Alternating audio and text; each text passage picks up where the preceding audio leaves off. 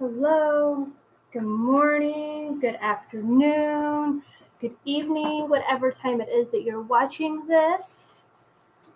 Sorry, I'm running a little late here. Um, Things I turned around this morning. um, so we have a busy morning, busy day going on. Um, so I just had to drop Sean off for this meeting. So I got my tea where he was at. Um, it's a chai tea latte. The mixture is it's from a local tea brand. I can't remember the name of it offhand. It's really good. I love their lemon pop version of it as well. It puts that sweetness in it that I really like. But yes, so what did you do this weekend or this week? Anything fun? Oh, I forgot to tell you. So last week I couldn't think of what we had done the week before, and I remember we did. We actually went hiking to a waterfall, and then we went to a pumpkin patch. So yes, Bentley does have his own Instagram. So if you're interested in seeing what he's up to and what we're doing with him, you can follow him on Instagram at Bentley Brings You Happiness. So yes, because he does bring us happiness. um, anyway, and then this past week he has talked me into taking him to the park a few times. So we've done that this week. So yes. So I didn't get a chance to do the YouTube tutorial video this week because of one of the reasons. That was one of the reasons. But I will work on that. Hopefully we'll get that done this week. So I'll try to get that done within a couple of days if I can. If not, it definitely will be coming. So be on the lookout for that. So, and it's November. November is Lung Cancer Awareness Month and Pancreatic Cancer Awareness Month. We will talk more about those later in the month. So yes. All right. Did you do anything fun for Halloween? Halloween was this, yeah. So Halloween, of course, Bentley dressed up as a pumpkin. We went to a couple of places. And then yesterday was Bentley's birthday. This is his 10th birthday. So yay, happy birthday. Oh. So, all right. So we're going to talk about milk. I know it's real weird, right? But think about it. Like, who gets confused going to the grocery store and there's so many different labels and types of milk? I do. Like, I mean, there's newer labels. I'm like, what is that? So I'm going to break it down for you. But I know talking about milk and diet is not always interesting. But I also know that you're typically assigned a nutritionist when you're diagnosed with cancer. But I don't know how it is for you, but we only saw my mom's nutritionist once. And I couldn't even tell you her name, but I do remember it was a female. I barely kind of remember what she looked like, but if I saw her in the hallway, I'd never know it was her. But also, too, that could have also been some of our fault as well for not reaching out, reaching out for that. So, yes. But let's face it, like, seriously, how many of us really want to change our diet unless it's our idea or we have a huge health scare and it's not that, not saying that cancer is not a huge health scare, but it's still like our idea. It has to be our idea to do this, right? Like, even if they assign you a nutrition, you're like, whatever. But, it has to be your idea to want to change your diet and to really do that. To do that and put forth the effort, because it is hard and challenging. But anyways, I just want you to know all your alternatives and options that may or may not be given to you, and you can make your own decision and what works best for you, and that you feel confident in doing it and reading and understanding labels. So even if you do like a slow transition, little things at a time, or even not necessarily like if you don't have cancer and you want to do like, okay, here, I'll try this. Like you can slowly transition to maybe a diet that's better for you and works better for you and makes you feel better. So that's just the whole idea. That's just kind of what the whole nutrition series is for, is kind of helping you better understand the labels and what you're putting into your body. All right. So milk. Your milk is based on its source, or on the source. So you have animal milk, and then you have plant-based milk. Your animal milk is cattle or cow, which produces over 80% of the milk consumed worldwide annually. Then you have like goat, sheep, camel, water buffalo, donkey, moose, and more. I hadn't heard some of these, but anyway. Then you have plant-based. And just to name a few, as there are so many, there was more than I even thought there was. You have like almond, oat, soy, and coconuts, and there are many more that if you want to, you can look up. I put a link in the description for a chart that shows you all the different types of milk and like their nutritional values and everything. So it's really interesting. So check that out if you're interested. But don't worry, we're not going to get into each one of them. Just a few, and you can do research on the others if you like, okay? So you have cow's milk or cattle milk. So you have raw milk with that, which more than likely you will not find raw milk in the store due to federal and state regulations and laws. But depending on state laws and regulations, some states you can buy it from a farm, like a local farm, or like a herd program from the farm. So I guess like a herd program, like a local farm, you can quote unquote buy a cow and then they milk the cow and everything. And so then you go and you get the milk I think it's every so often, like I think like once a month or twice a month or something by week. Anyways, each one's set up. So there's different ways, and it's just raw milk. So raw milk means the disease-causing germs have not been removed. So it can be a source of foodborne illness, while practices on farms can reduce, or on farms. So the practices on farms can reduce the contamination of it. It's not guaranteed the safety from harmful germs. So I wouldn't recommend doing raw milk since your immune system's already compromised. So with the cancer, and then if you're especially if you're taking chemotherapy, your immune system's even more compromised. So you would be more susceptible to getting a foodborne illness from the raw milk, no matter what the practices of that farm is. But then you have pasteurized milk. So most of our milk, store-bought milk, is pasteurized milk, okay? And so pasteurized milk is a process that removes the diseases causing germs by heating a milk to a high enough temperature that for a certain length of time, it takes that away, but you keep your nutrients. It offers the same nutritional benefits without risk of raw milk consumption. So basically you're getting those same nutrients that you would get from raw milk, but you don't have the risk of contamination or harmful germs. And so since the early 1900s, pasteurization has greatly reduced milk-borne illnesses. Then you have ultra-pasteurized milk.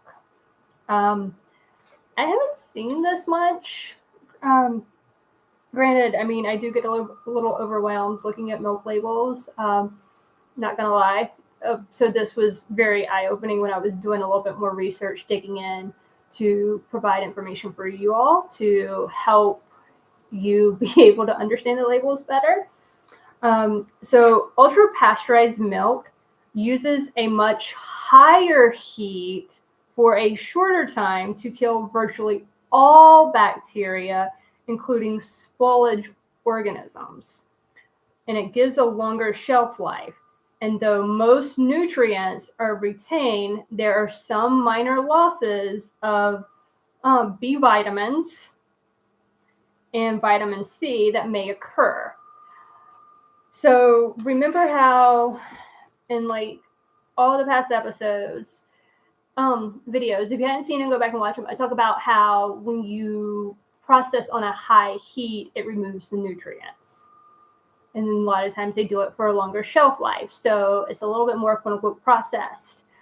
Same thing with ultra pasteurized milk. I wouldn't recommend it because taking that risk of losing the vitamin C and your B vitamins, like vitamin C helps your immune system. So you don't want to lose that anyways. So that's just out of the question, right?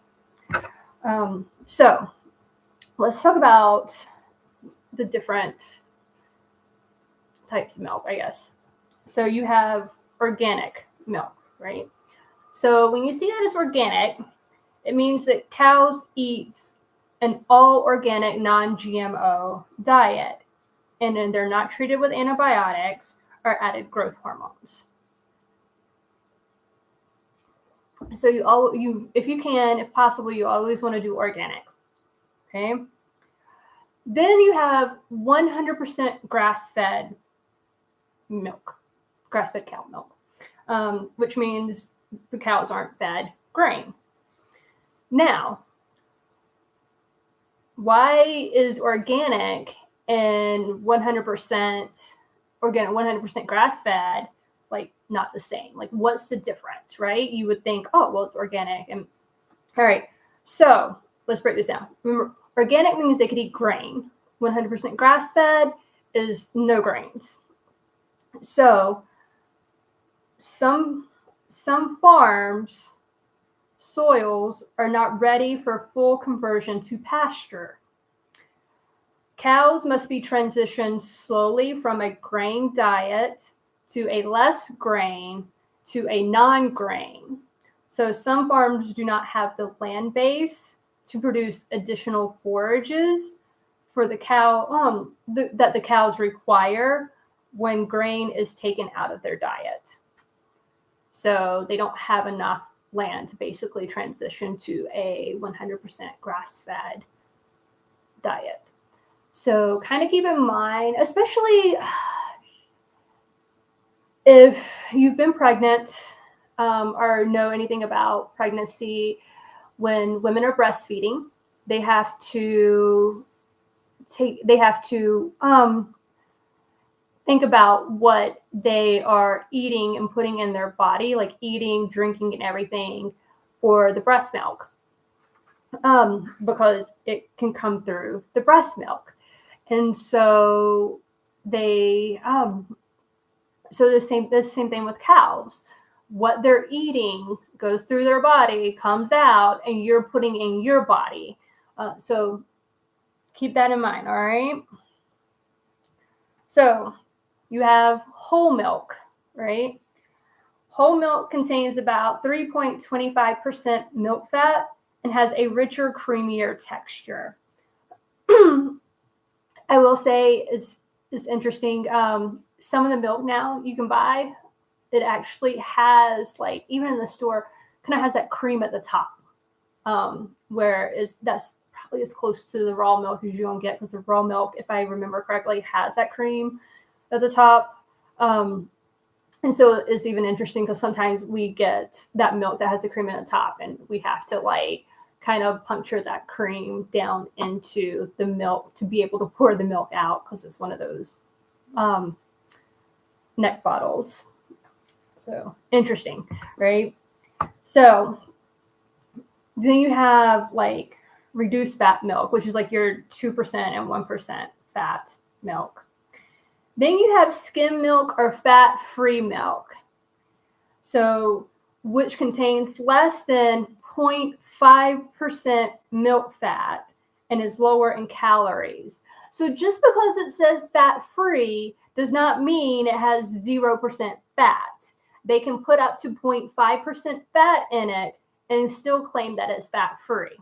So remember when I've talked about in previous videos where they can put so much percentage of something of an ingredient, and then they don't have to claim it on the ingredients list. So same thing with fat-free milk. Okay. Then of course you have the lactose-free milk, which is regular cow's milk with the lactose enzyme added to break down lactose, making it easier to digest for those with that are lactose intolerant. So, obviously, if you've been milk shopping lately, so what is this new milk that has started to appear in the stores? When I say this new milk, I'm talking about like the DHA omega-3. Like that's one of the ones that I've seen, right?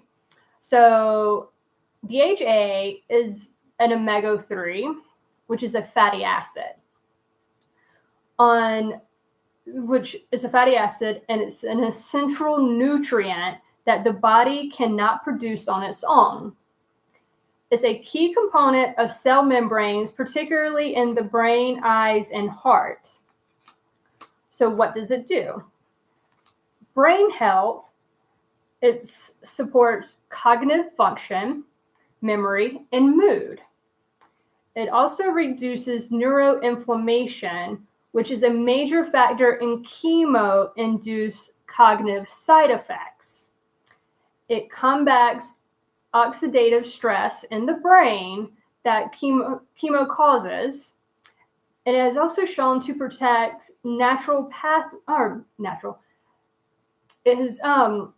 protects neural pathways in animal studies show it can protect against neural damage and preserve normal brain function. Ugh. Okay, so basically it's good for chemo brain, is what all that says. Having that DHA omega-3. I know Organic Farms does it. Not organic. Yeah, I think it's Organic Farms. But yeah, I've seen it on there. That's what that is. So it's good for that. It's also good for eye health. It protects against age-related molecular degeneration. It's also good for heart health. So it reduces inflammation, lowers blood pressure, and improves triglyceride levels. And it's also good for joint health, which it may reduce pain and stiffens in arthritis. So I would almost say the DHA would be really good for you, even if you're not doing chemo, or you don't even have cancer. Like I think it would be really good just for, all of those things, all of those reasons. All right, so another new label I've seen in the store, A2 milk. So what is A2 milk, right? A2 milk is free of A1B casein protein.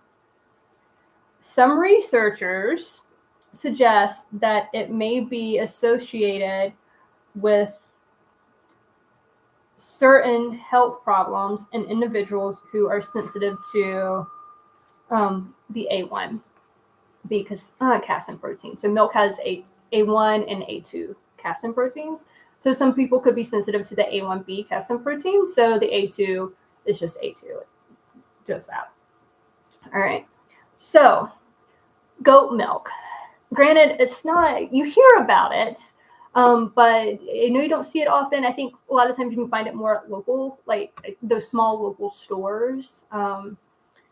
But goat milk is higher in fat, protein, and ash, and lower in lactose than cow milk. Ash is, don't worry though, ash is used in the cheese making process that goes back hundreds of years. So it's used as a method to protect the surface of young cheese.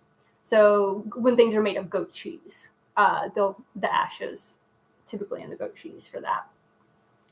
Sheep milk is a richer and creamier due to its higher fat and protein content. So it's richer and creamier than both goat and cow's milk. It's richer in vitamin B12 than cow milk is, and it contains only A2 calcium protein, which may be easier for some people to digest. Granted, I know, again, sheep milk's not very common in the grocery store. I think typically you more find that in local rural area, like either like local stores or rural areas, and find sheep milk. It would be interesting if, I would say if you need a more B12, if you can find it, I would try that. And it would also be interesting to see if it would actually be, if you needed the A2, if it would be cheaper just to get sheep milk versus buying the A2 milk in the grocery store. That would be interesting to find out if that was the case. But anyways, so, yes. But then you have your plant-based milk. So any of your plant-based milks, just please check the ingredients. A lot of them have added sugar, salt, and oil, which means they're not as healthy as you think they are for you. They should only have 1 or 2 ingredients with them. So remember, less ingredients, the better, okay? So check out the article and the link in the description. It definitely talks about how and what to look out for with plant-based milk. It's really interesting read. So yes, I hope this helps you with your milk shopping. I know it definitely was a little bit of an eye-opener for me, even though we typically try to do the 100% organic grass-fed milk. So we may try the DHA. I know right now, like trying to do the healthier organic stuff is a little bit more expensive. Actually, it's a lot expensive. And in times right now. So I get it and understand. Try to do what you can. The other thing you may want to look into for assistance is look into like your local, look into some of the cancer, your specific cancer organizations, whether it's local, national. Sometimes some of them will have grants to be able to help you with this as well. Sometimes the food bank may have some of these, but definitely check them out. So when I say cancer specific, so like lung cancer, ovarian cancer, breast cancer, pancreatic cancer, like their specific organizations, look them up. A lot of them, they have the grants, some of their things to help you financially have the grants. So look at those. There's nothing wrong with checking those out, especially now, but also too, medical bills, those pile on, no matter how much of a insurance you have, great insurance you have. And, that could be changing too. So yes, you have those options. Look into it if you can, or have someone else look into that. Okay. All right. With that being said, thank you so much for watching. So I thank you. Bentley thanks you. And take care of yourself and enjoy the rest of your day and your week. Do something fun for yourself. And we'll see you next week under the willow tree.